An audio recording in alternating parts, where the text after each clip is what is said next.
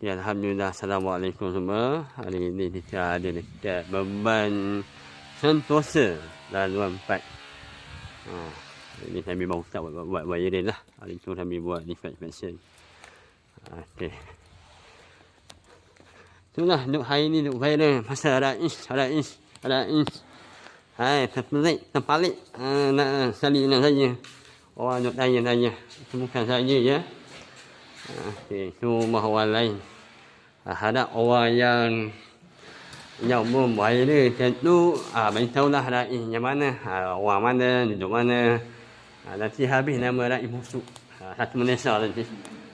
Ini sebab dan hanya kecil, benda boleh bincang lagi besar.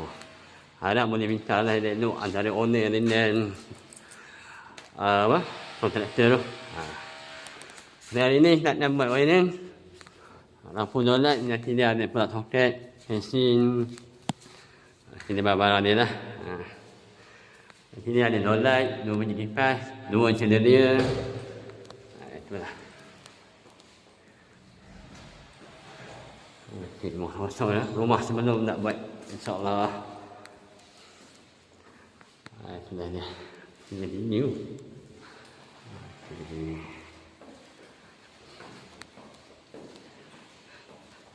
Air tak masak Air tak ada.